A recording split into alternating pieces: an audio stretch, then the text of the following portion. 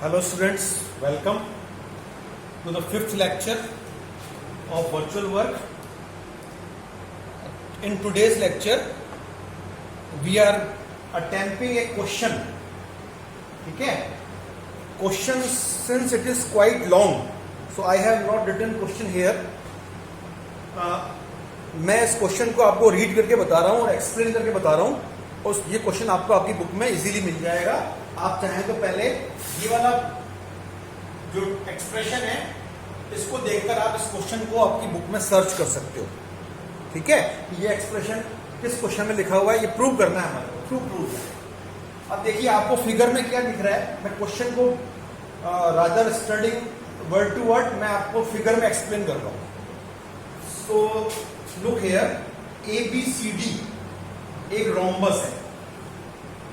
ठीक है, रोम्बस का क्वेश्चन हमने पहले भी किया था. ABCD एक रोम्बस है जो कि 4 rods, equal rods AB, BC, CD और DA, इनको परस्पर ज्वाइन करने से बना है. ज्वाइन करने का मतलब जैसे आप देखिए ये एक रॉड है, ये एक रॉड है. इन दोनों को हमने यहां पर किसी मैकेनिज्म से, किसी की वगैरह से यहां पर हमने इनको ज्वाइन कर दिया. ऐसे इन दोनों को ज्वाइन कर दिया, ऐसे इन दोनों को कर दिया, ऐसे इन दोनों को कर दिया, और इसको इस प्रकार ज्वाइन करके हमने बनाया कि एक रोम्बस दिखे. अब हमको गिवन क्या है कि ये जो 4 रॉड हैं जो रोम्बस बना रही है, ये चारों हैवी रॉड्स हैं. मीन्स इनमें से प्रत्येक रॉड का वेट मान लीजिए कैपिटल W है. It means it is a heavy system. तो इसका टोटल वेट चारों रॉड्स का हो जाएगा 4W. और हम जानते हैं किसी भी सिस्टम का, एक सिमेट्रिकल सिस्टम का जो वेट है वो उसके सेंटर ऑफ ग्रेविटी पे एक्ट करता है. और रोम्बस का सेंटर ऑफ ग्रेविटी होता है इसका सेंटर. ये देखिए आपको सेंटर दिख रहा है, इसका O मैंने मार्क कर दिया. और ये जो रोम्बस का सेंटर होता है ये रोम्बस के डायगोनल्स का पॉइंट ऑफ इंटरसेक्शन होता है. मतलब जहां पर इसके डायगोनल्स AC और BD आपस में काटेंगे, इनका जो प्रतिच्छेद बिंदु होगा वो रोम्बस का सेंटर ऑफ ग्रेविटी होगा. तो इन चारों रॉड्स का जो टोटल वेट है 4W को यहां एक्ट करना है.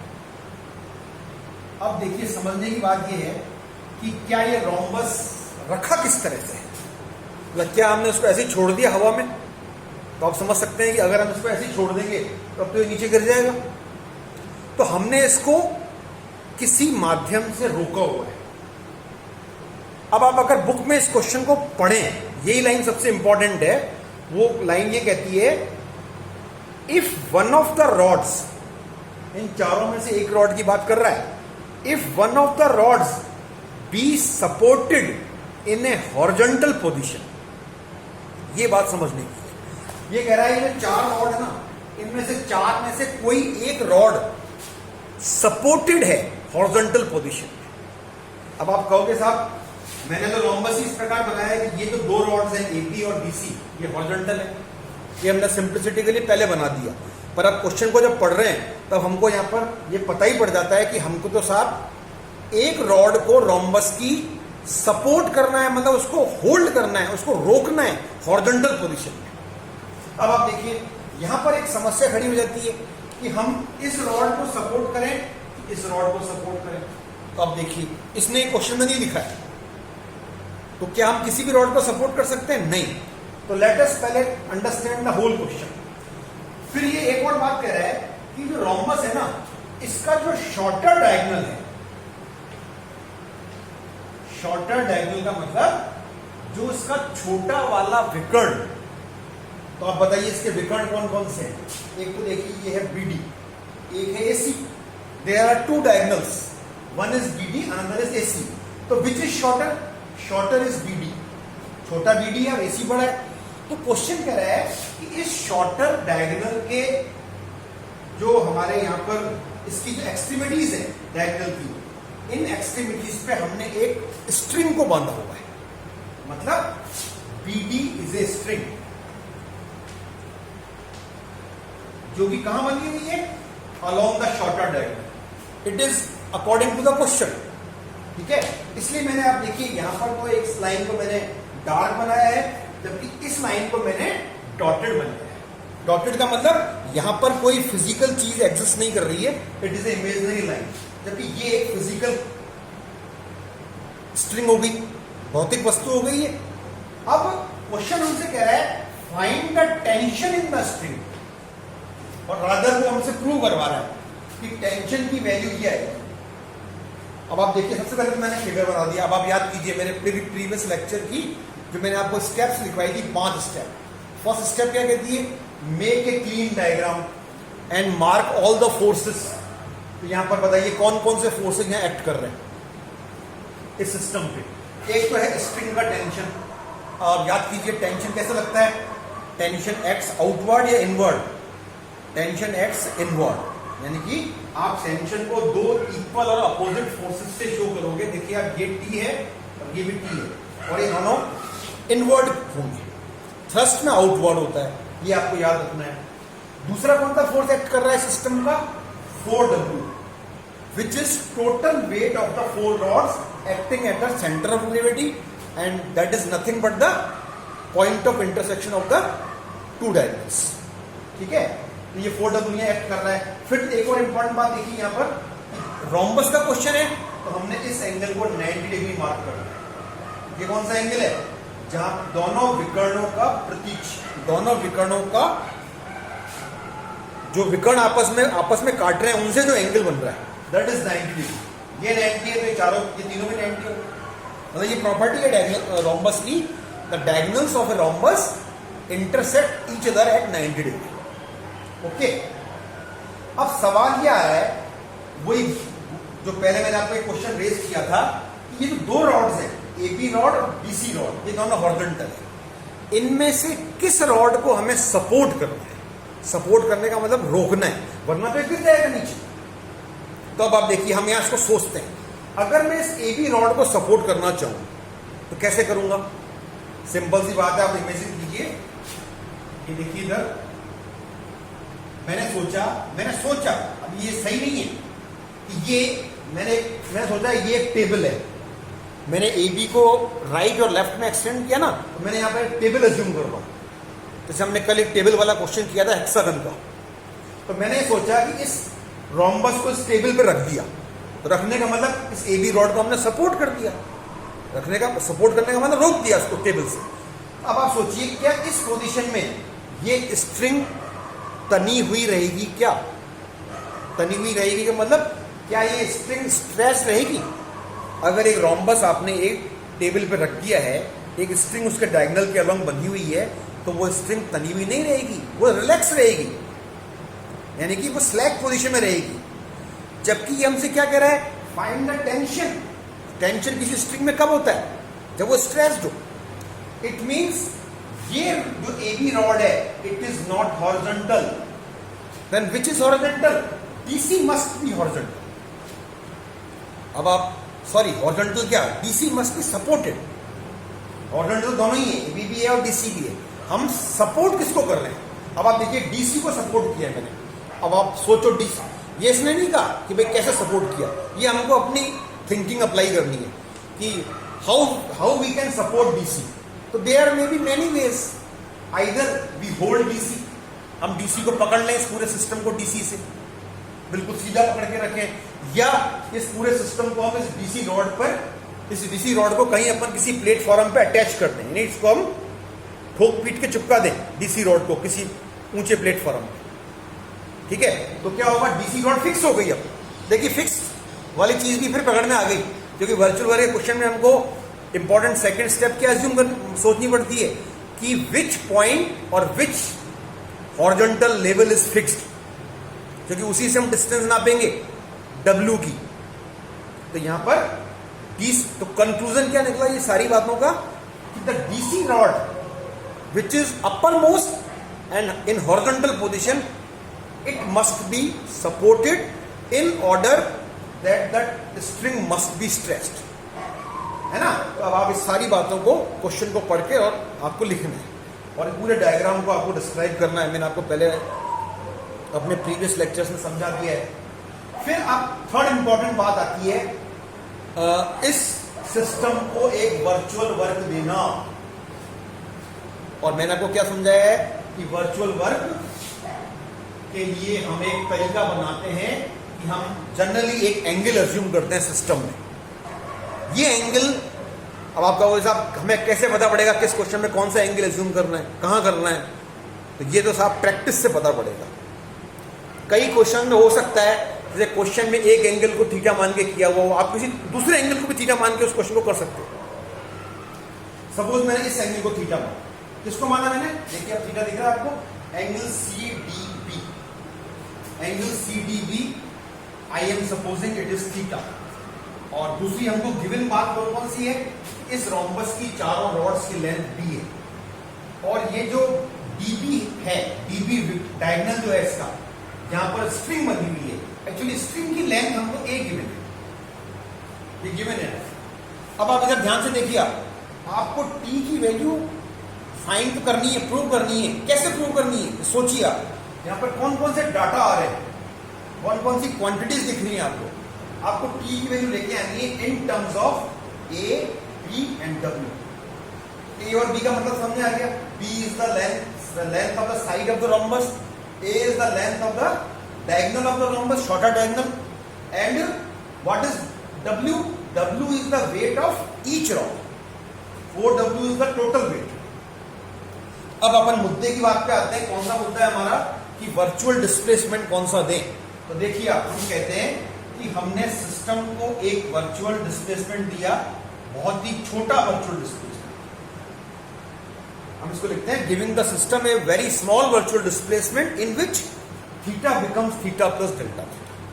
तो अब आपको क्या करना है, ये मैं मिटा रहा हूं, तो ये तो मेरा रिक्वायर्ड रिजल्ट है। अब आपको यहां बुक्स में ये लिखा हुआ नहीं होता कि भाई डिस्प्लेस होकर सिस्टम नई शेप क्या ले लेगा, ठीक है ना? वो आपको इमेजिन करना है, विजुअलाइज करना है, क्योंकि ये डिस्प्लेसमेंट तो वर्चुअल है। वर्चुअल मतलब जो एक्चुअली हुआ ही नहीं है, ये हम खाली दिमाग में सोच रहे हैं, पर दिमाग में भी इमेज तो बननी चाहिए ना, तभी तो बात बनेगी। तो अब आपको क्या सोचना है कि एक तो ये डिस्प्लेसमेंट लेना है अपन को, और लास्ट लेक्चर मैंने वो क्या बताया था कि हम यहाँ पर हमारी क्लेवरनेस बोल दो या वर्चुअल वर्क की मेन थीम बोल दो, वो ये है कि ये डिस्प्लेसमेंट इस प्रकार का होता है साहब कि इसमें डिजायर्ड फोर्स तो वर्क करते हैं और अनडिजायर्ड फोर्स वर्क नहीं करते। ये मूल बात है, ठीक है? इसके लिए आप प्रीवियस वाला लेक्चर आप जरूर देखिएगा, उसमें मैंने आपको डिटेल में बताया। तो आप देखिए इसमें डिजायर्ड फोर्स कौन से हैं? डिजायर्ड फोर्सेस आर दो, एक तो T और एक W, तो इन्हीं को शो कर रखा है। तो क्या यहाँ पर कोई अनडिजायर्ड फोर्स भी लग रहे हैं? बिल्कुल लग रहे हैं, उनको हमने मार्क ही नहीं किया। कौन से फोर्स है वो? इन चारों रॉड्स में लगने वाले थ्रस्ट,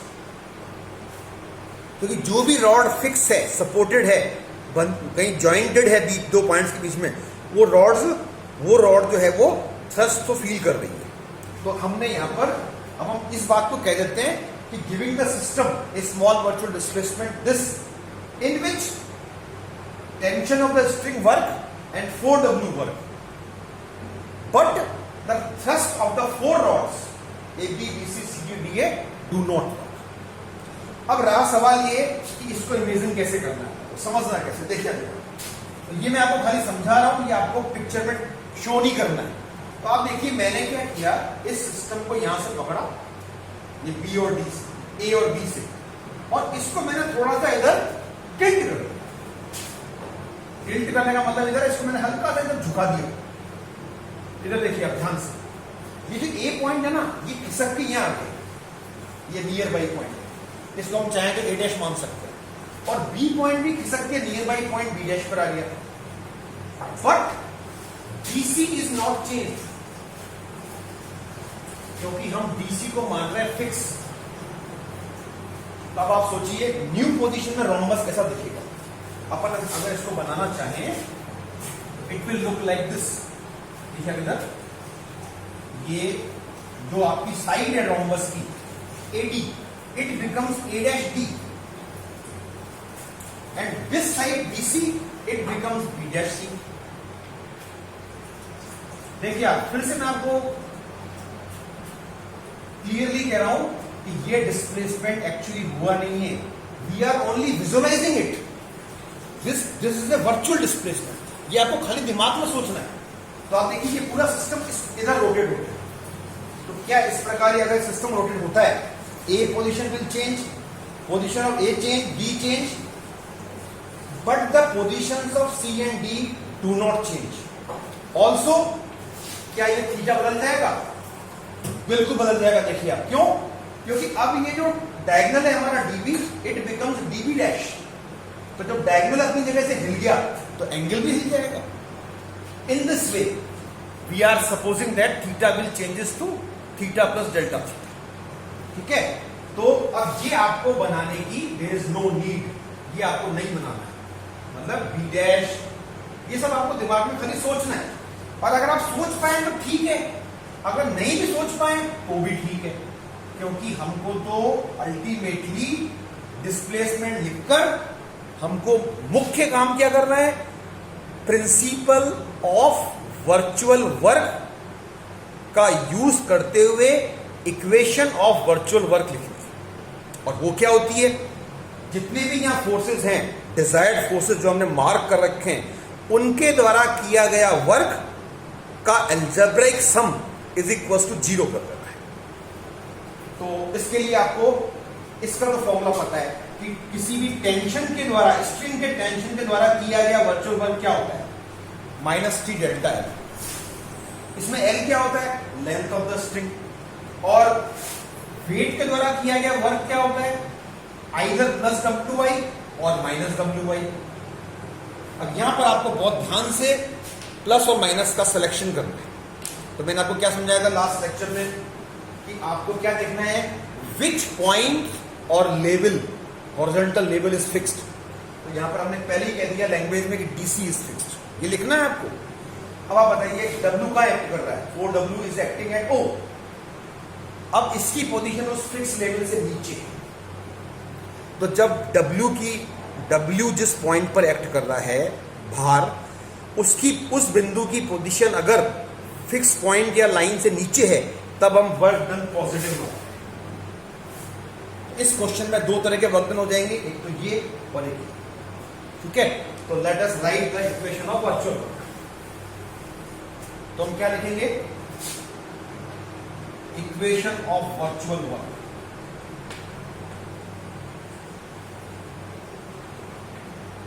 तो देखिए इधर -t डेल्टा, फिर यहां पर आ जाएगा डेल्टा के बाद लेंथ ऑफ द स्ट्रिंग। फॉर्मूले में L होता है और L का मतलब क्या होता है? Length of the string. तो लेंथ ऑफ द स्ट्रिंग बताइए क्या है? dB। फिर आ जाएगा प्लस 4W, क्योंकि W की जगह 4W लिखेंगे क्योंकि वेट 4W है। और फिर इस 4W, इसका जो क्रियाशील बिंदु है, यानी कि 4W किस बिंदु पे एक्ट कर रहा है? O पर। इसकी फिक्स लाइन से, जिसको आपने फिक्स लाइन मान रखा है, उससे गहराई, उससे दूरी। तो आप देखिए इसके लिए क्या करना पड़ेगा?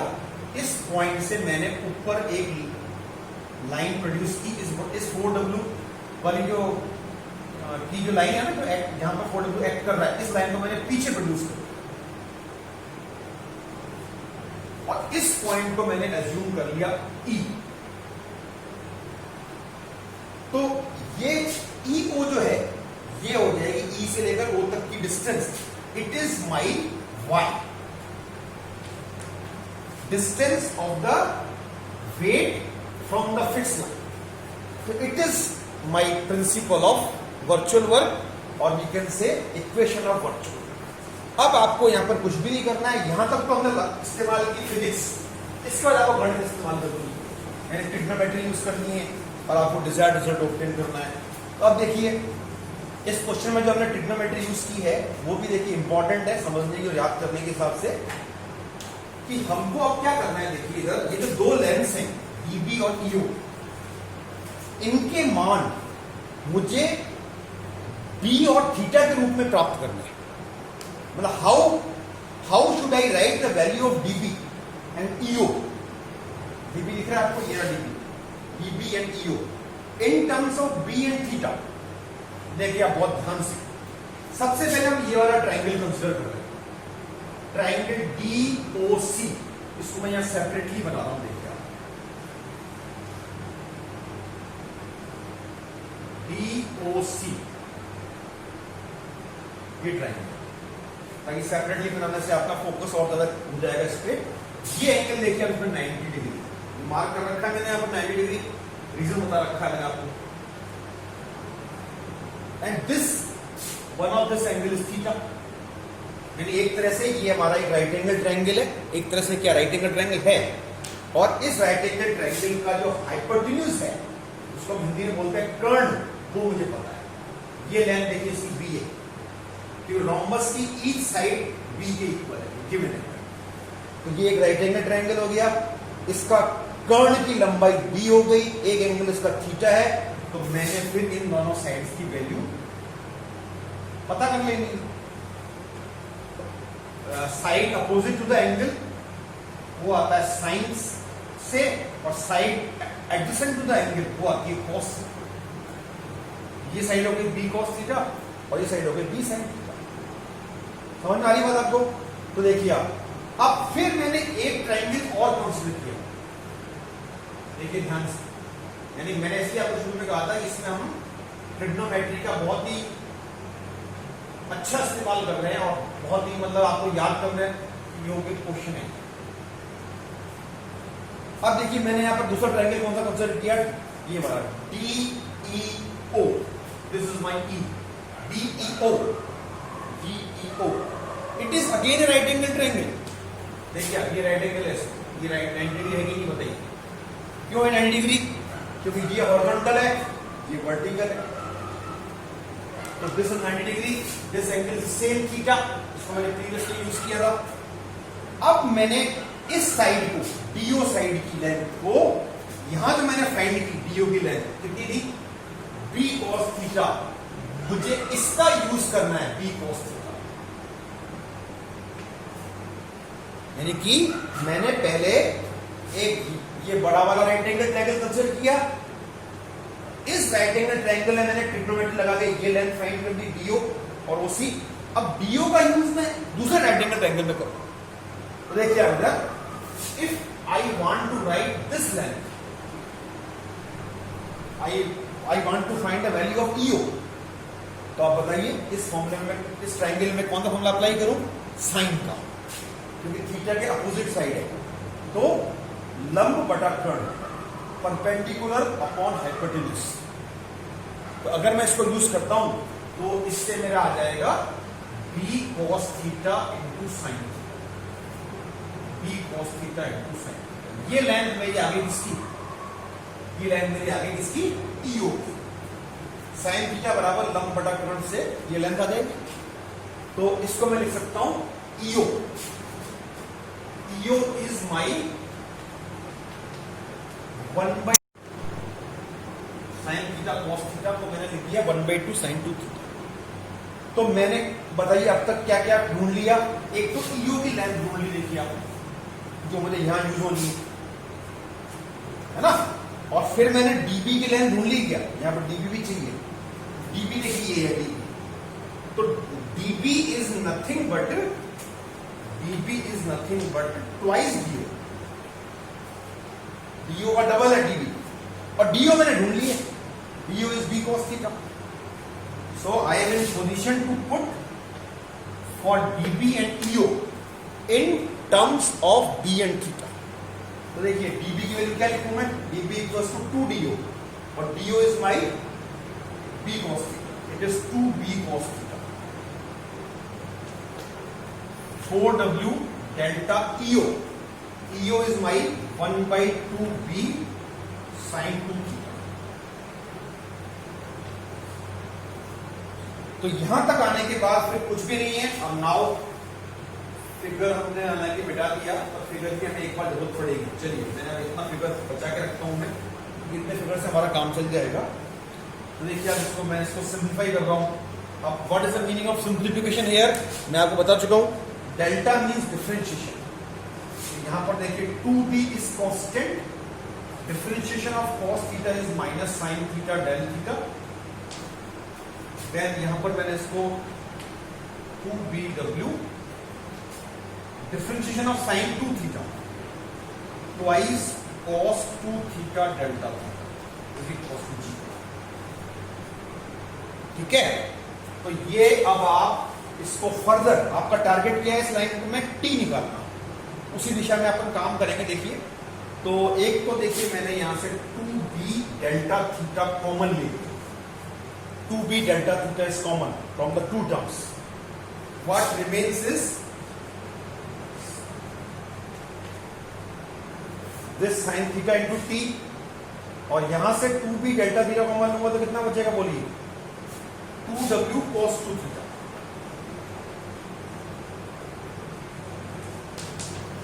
टू डब्ल्यू कॉस 2 थीटा, और यहां से ये आएगा, और माइनस माइनस बिकम्स प्लस। अब वही reason, this quantity is not zero, this is also not zero, same reason which I have given in previous lecture, वो आपको यहाँ लिखना नहीं है, ये तो गया जीरो में था। अब आपको निकालना क्या है, we want to find T, इस लाइन से आप टी क्या लिखेंगे, टी इज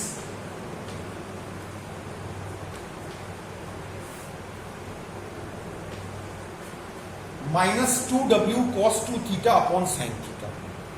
अब सवाल आ रहा है कि क्या मुझे माइनस में आंसर चाहिए, माइनस में तो आंसर नहीं चाहिए, अपने आप देखिए माइनस हटेगा। अब हम फर्दर यहां पर क्या करने जा रहे हैं,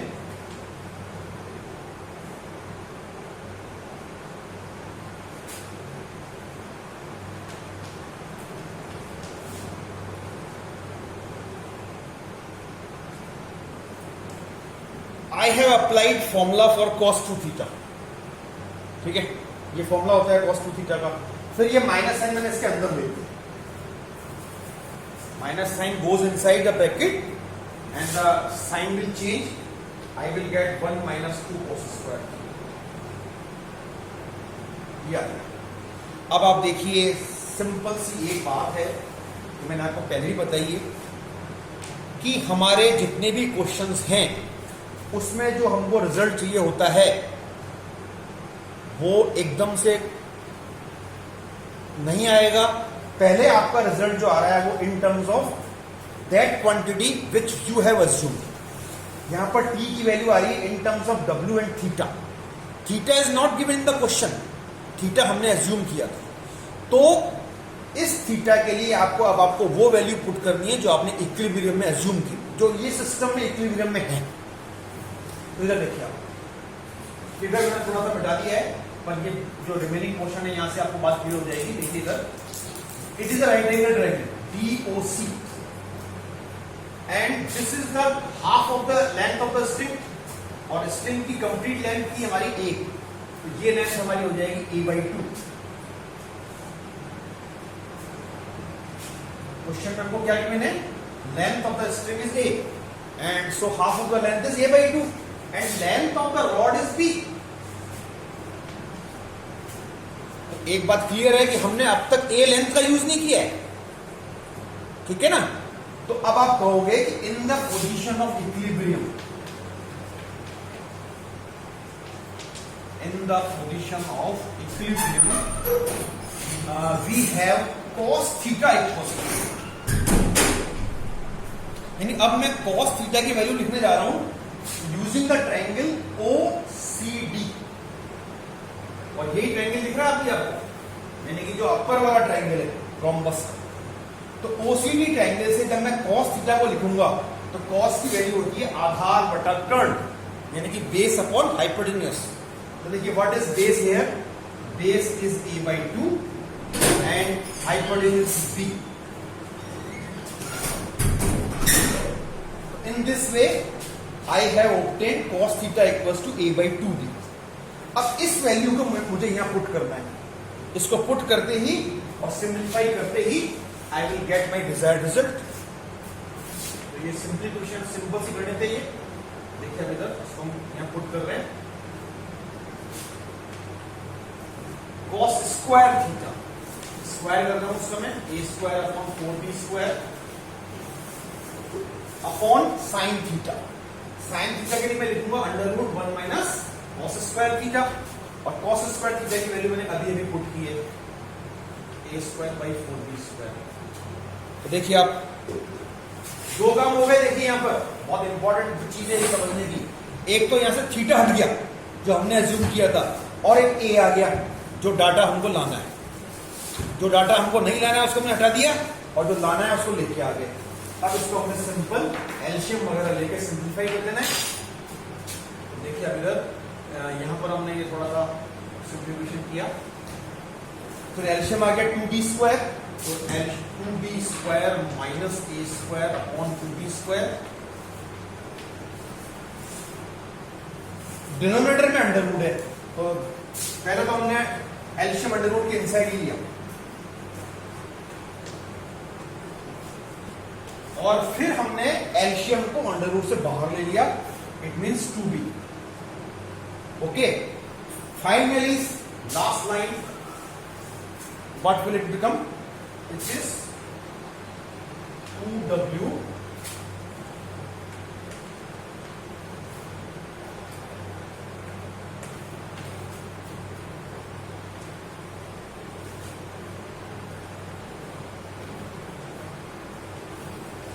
ये नीचे की जो एक्सप्रेशन थी, नीचे की जो हमारी इसकी जो फ्रैक्शन थी, उसको मैंने ऊपर ले गया उल्टा करके। अब फाइनली इसको काट पीट देते हैं। देखिए इधर 2 is cancelled, one b is also cancelled, so what remains is 2w by b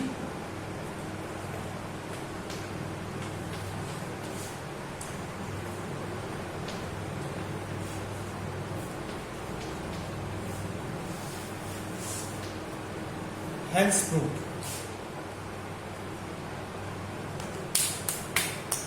तो ये क्वेश्चन जो है बहुत इंपॉर्टेंट है, it is asked several times in your exams. अच्छी तरह से और क्वेश्चंस भी आपको अपनी बुक में मिलेंगे। तो एक बात तो आपने नोट कर ली होगी कि एक क्वेश्चन करने में ही it takes almost half an hour. तो मैक्सिमम क्वेश्चन आपको करने हैं, इसमें ट्राई करने हैं और प्रैक्टिस करनी है इसमें बहुत ज़्यादा। Okay, thank you very much.